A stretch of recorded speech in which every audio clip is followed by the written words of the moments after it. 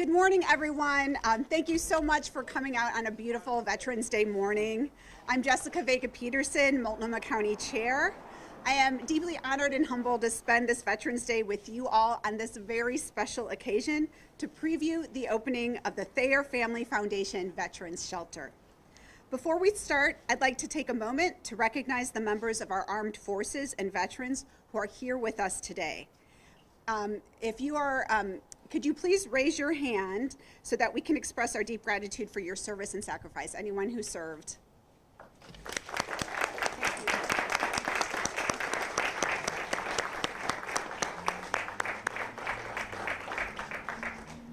Thank you so much for your service. Our hearts turn now to those veterans in our community who are, at this very moment, living without a home or shelter. These are our neighbors who have made sacrifices and endured hardship to preserve our freedom and protect our fragile democracy. And for too many of them, that hardship persists. A compassionate government will show them that we do remember and honor them, that we are committed to providing the highest level of service to help address their particular needs. This means if that their need is a shelter to support our veterans on their way to permanent housing, we will ensure that shelter has a door that they can close, that there will be comfortable furnishings, a private bed, and clean linen, that there will be daily meals to keep them nourished and heat to keep them warm as we approach the winter months. That is what we are here celebrating today. The new Thayer Family Foundation Veteran Shelter will be the only shelter in our region with a specific focus on veterans in recovery who desire an abstinence-based environment. The shelter will offer 17 units that are open 24 hours a day, 7 days a week for participants. The shelter will be staffed by a certified drug and alcohol counselor, a certified peer specialist, and recovery mentors who will offer structured, abstinence-based programming and support to help each participant build the skills and community connections needed to succeed in stable housing. This shelter could not have been possible without funding from the Supportive Housing Services measure. Thanks to the measure, Multnomah County's Homeless Services Department was able to provide a $500,000 forgivable loan to help Do Good Multnomah purchase this building and $721,000 in annual funding for operations.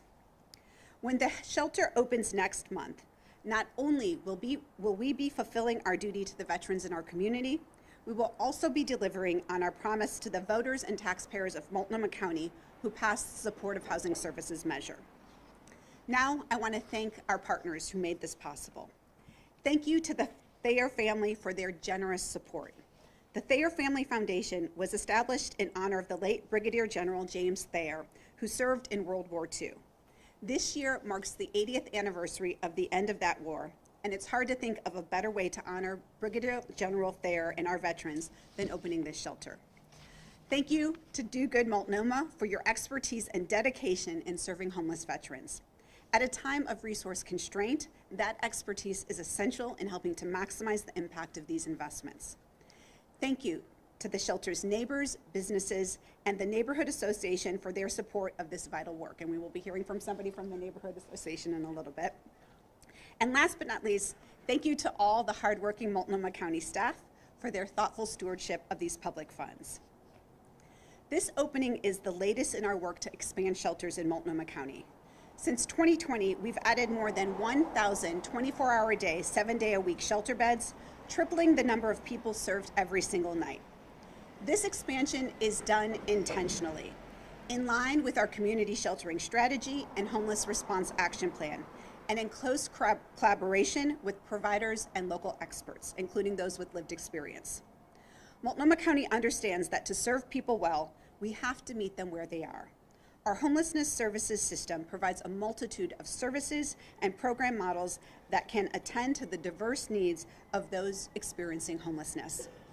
As resources become constrained in the coming years, my priority is to work with our Homeless Services Department to find opportunities for more cost-effective and trauma-informed options, such as these motel shelters, which we know can meet the needs of so many of those who are experiencing homelessness, especially today, homeless veterans. Thank you all for being here today. Now I'd like to invite my colleague, Commissioner Shannon Singleton, up to the program.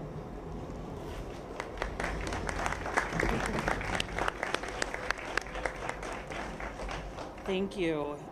My name's Shannon Singleton. I am the Multnomah County Commissioner for District 2. Veterans Day has always been an important day in my life. My father was a Black Vietnam veteran.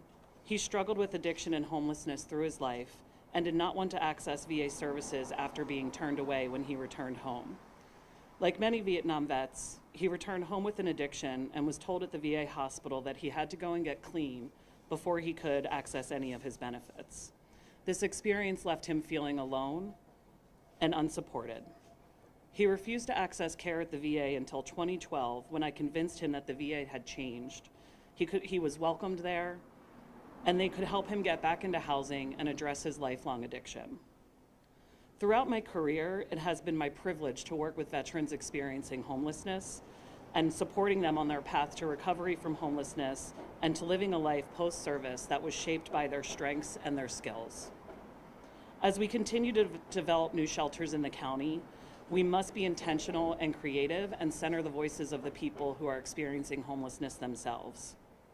I know Do Good has done just that here.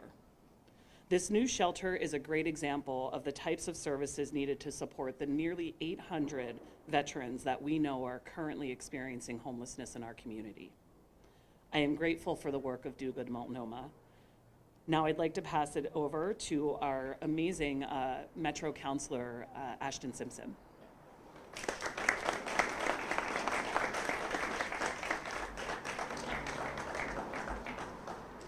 Good morning. My name is Ashton Simpson, and I serve on the Metro Council representing District 1, which includes East Multnomah County, Gresham, Troutdale, Fairview, and Wood Village, and especially East Portland. I'm also a former E4 senior airman, and as of now, a 100% service-connected retired disabled veteran. I'm glad to be here with you today, and I truly mean that. The Thayer Family Foundation's shelter is desperately needed, and I will talk about that in a minute and all the good work that they're doing. But first, I want to talk a little bit about some statistics. We all know that veterans are more likely to suffer from addiction, from mental health issues, and much more likely to die by suicide. The government and we as a society continue to fail our veterans at every level. Being a veteran is an invisible identity, and we often feel invisible. In the past, most Americans either were themselves a veteran or had a family member or close friend who was. More than 12% of Americans served in combat during the World War II era. Today, it's less than 1%. So if you'll indulge me just for a minute, I'm going to share some of my experiences. I don't speak for all veterans, but it might illustrate why we see so much pain and suffering and why we all must do better. Before you're a veteran, you're active duty, or a guardsman, or a reservist. That is hard on the body, it's hard on the mind, it's hard on the spirit. It's a life of extreme physical work, intensive training, and you don't have the luxury of resting when you're hurt or tired. Instead, there are pain pills and tough love, lots of it, to push through the pain. It's a life with little fun or relief except the Thursdays, Fridays, and Saturday nights. On those nights, most troops head out to town. If you're a veteran, you know what I mean, the local watering hole. You get to go out with your friends and you feel like a normal person. But in my time, that bonding, that fun was alcohol soaked, and it was easy to drink to forget. Those of us who were deployed to combat zones, that's another layer of trauma. The things witnessed and experienced stay with you. They don't leave. We as a society have come a long way in our understanding of PTSD and trauma, but just because we understand it doesn't mean that the people get the level of help that they need. But let's talk about that a little bit after your service ends. For me, that transition back to civilian life was a bumpy one, but I was lucky. In the armed forces, life is hard, but it's stable. You know where you're going to live. You know what you're going to eat, when you're going to get paid and how much. You know the people you work with better than you'll ever know a coworker again. You lose all those things when you leave housing, steady pay, community, structure. You may be the best in the world at, say, being a tanker, but tell me how that translates to your resume. You've gone from an environment where everyone is in it together to a society that is almost totally ignorant of your experiences or your culture you're steeped in. If it were up to me, we as a state would ensure that every veteran at every level, no matter length of service, has access to vocational rehabilitation, housing support, and full health care to cover whole health. Because the damage to your body, and in some cases your mind and your heart, doesn't end when your service ends. 2/3 of veterans live with chronic pain. I'm one of those veterans. I've had multiple reconstructive surgeries on my feet and ankles, leaving me 100% disabled. I haven't been able to run in over 10 years. My son is 13, and just like his old man, he loves basketball. But this is his prime era to hoop, and my son and I should be out there with him, but I can't. And I will never do that because the pain I live with every day prohibits me from doing that. That's a sacrifice made as a veteran. Let's talk about mental health. We've lost 140,000 veterans to suicide since 2001. That's more people than soldiers who died in World War II and the Korean War combined. Of those who died from suicide, this includes my roommate from my assignment in Sigonella, and 13 years later, I still miss Kyle. I was lucky after my service to find meaningful work and financial security. Many veterans don't. Here locally, we've seen a 36% increase in homeless veterans in just 2 years. We haven't done right by our veterans since World War II, but under this administration, it's getting much, much worse. VA Secretary Doug Collins vowed to reduce the size of the agency by 30,000 positions without impacting care for veterans. I can tell you firsthand, it has been impacted. In 8 months, from December 2024 to August 2025, the VA lost more than 4,200 mission-critical workers.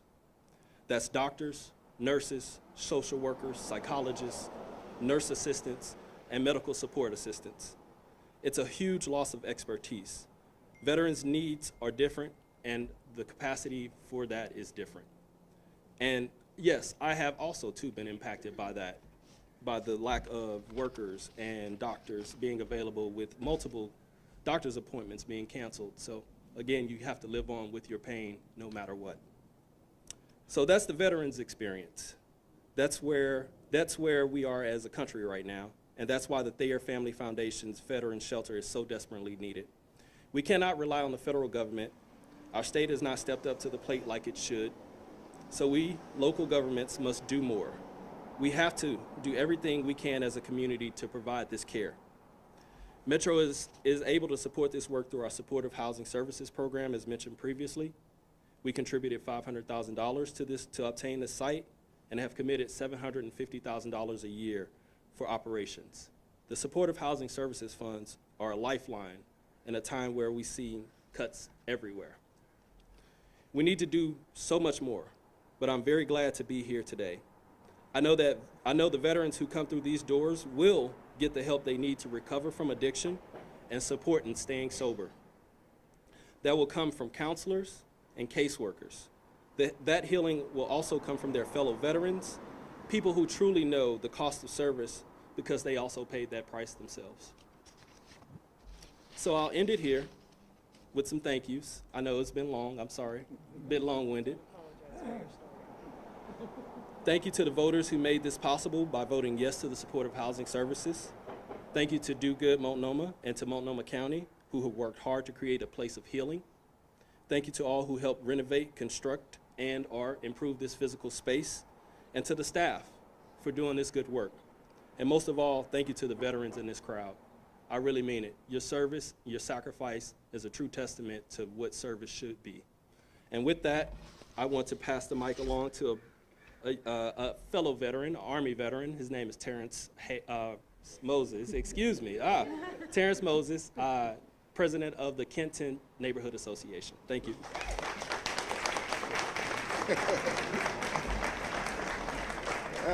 Thank you, everyone. It's such a pleasure to be here this afternoon, or late morning, should I say. I'm going to come to you speaking with 3 hats.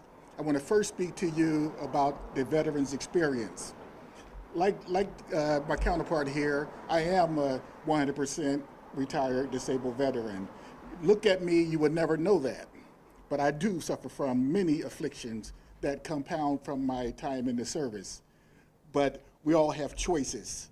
And those choices for me was to move forward and to look ahead and to continue to move with a smile.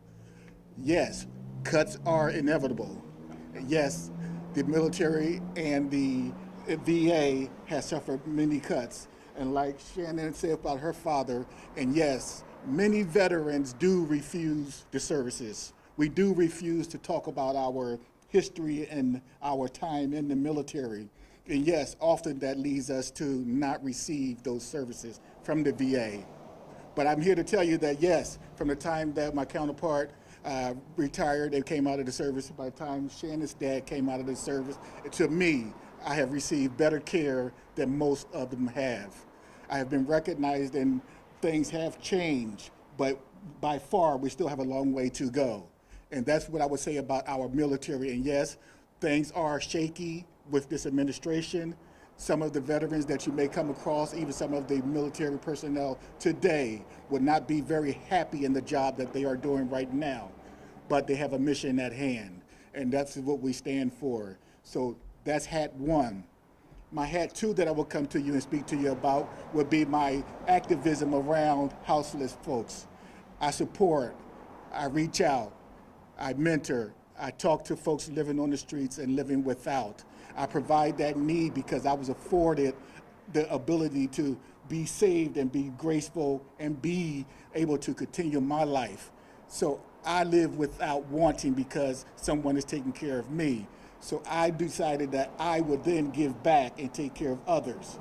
And that's the hat that I choose to wear in supporting service to folks that live on the streets that does not have the support that I had, does not have the support that some of us have. So I choose to give more to others. I choose to help one another. I choose to live in a community where people give and tirelessly give, who just want to help others without nothing being given to them in return. That's what we're about here in our community. And my third hat that I will put on for you today is from the Kenton Neighborhood Association. Our community is one community that will always step up and answer the call. We always will be there to help somebody. We will always be there to take the first initiative to invite resources like this into the community. And one thing I can tell you is that collaboration, that meeting and mentoring with one another and talking about these type of structures and these types of services can be in your neighborhood is a good thing. There's no more time, and you'll hear me say it time and time again, that there's no more need to say, not in my backyard. We all need to have it in our backyard so that we can see the effects of people making change in their lives, so we can be part of that change, so we can talk and interact with folks to help them and encourage them to continue to move on, to continue to seek the help that they need. Because I'm gonna tell you right now, a lot of veterans don't have anyone that they could turn to for support. Families have either passed on or families have disowned them because they can't pull up by their own bootstraps. So we need to take and step up and reach out for them. So that's what these type of facilities are here for. And I'm proud to say that we welcome this in our neighborhood. We will support this. We will offer assistance where we can, and we will let do good do good. Thank you, everyone.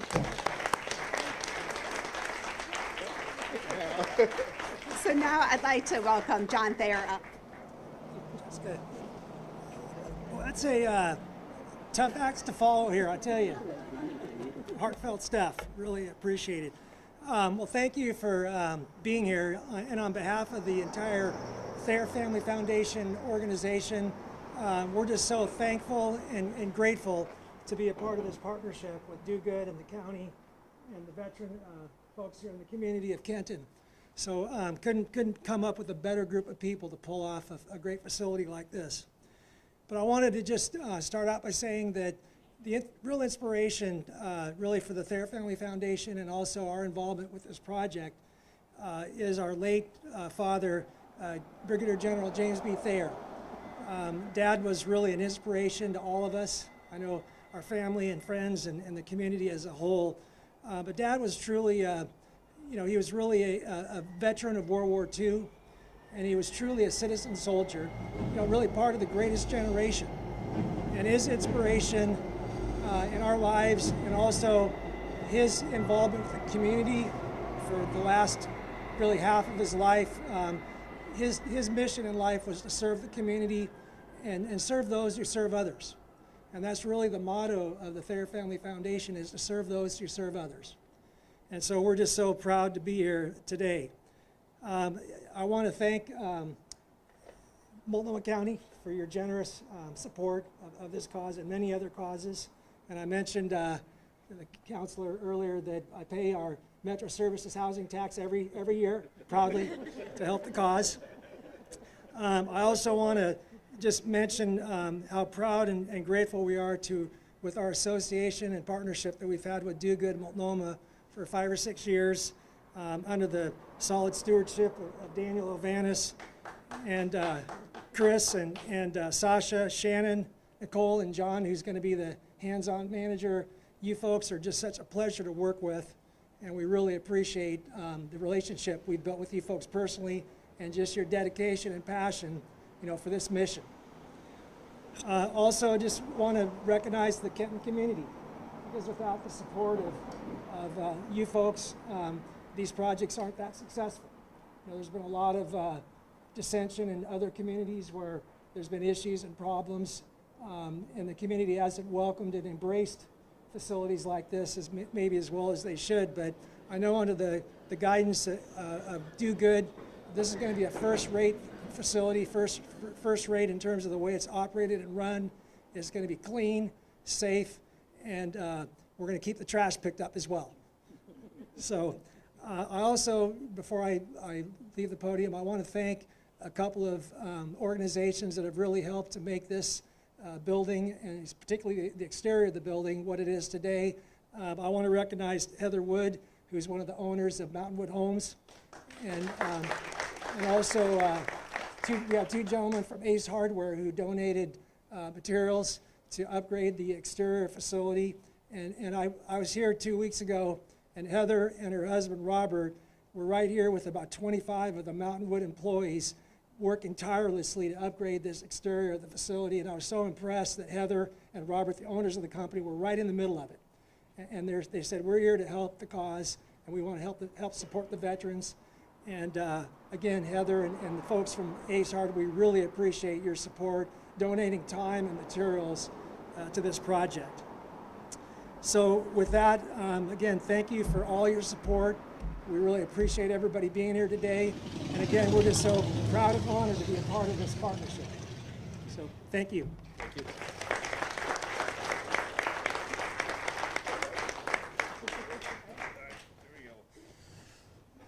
Hello, good afternoon. My name is Daniel Ovanis, and I have the honor of being the CEO for Do Good Multnomah. What a journey to get here. I wasn't quite sure we'd ever get to this moment. I've had quite a few folks say no and get lost, but I had a few key important folks say yes. It started a little over a year ago, taking John out for lunch and wine and dine him, and I was ready to talk for a whole hour, trying to convince him how important this project is and was. And it took me about 5 minutes before John's like, you can stop, I'm sold, like I'm ready to take this on with the rest of the family and advocate for it.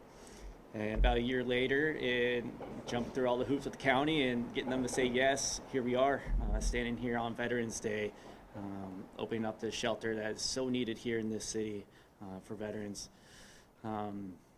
Yeah, here in the city of Portland, there's about 460 houseless veterans. And I think I can speak for most of us, especially on Veterans Day, that's pretty fucked up. And our goal, here is to end that with Do Good, and we're gonna end that, but we can't do it alone, and we need partnerships. And so thankful for the Thayers and Multnomah County and Metro, and the Kent Neighborhood Association with Terrence. Known Terrence for a few years, and he's always been a good friend of ours. Yeah, that's about all I have to say. Thank you so much for being here. Oh, quick shout out to my brother, Lieutenant Commander Josh, call sign /Hovanes. He is the F-15 pilot for Oregon Air National Guard, stationed here in Portland. So happy Veterans Day. Thank you all.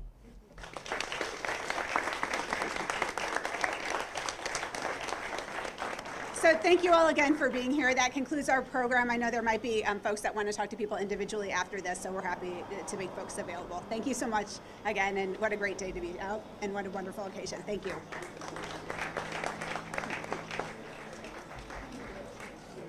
All right, everybody, don't move. Ribbon cutting. Ribbon cutting. Okay.